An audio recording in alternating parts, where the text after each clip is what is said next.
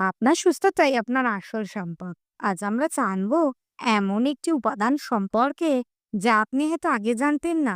ঘরোয়া উপায়ে প্রাকৃতিক উপাদানে কিভাবে সহজে সুস্থ থাকা যায় তা নিয়ে আজকের এই বিশেষ পর্বে বলেছি দারচিনি নিয়ে, যেটা আপনার রান্নাঘরে সবার ঘরেই থেকে থাকে। কিন্তু জানেন কি কতটা উপকারী দারুচিনি? আজকে জেনে নেওয়া যায়।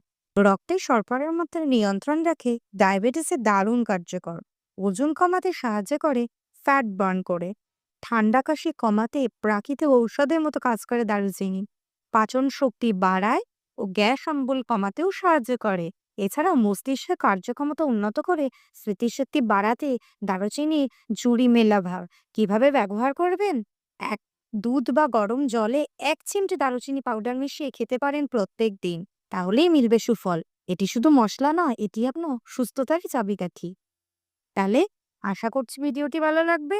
ভালো লাগলে লাইক, কমেন্ট, শেয়ার করবেন, চ্যানেলটি সাবস্ক্রাইব করবেন। সকলে সুস্থ থাকুন। ধন্যবাদ।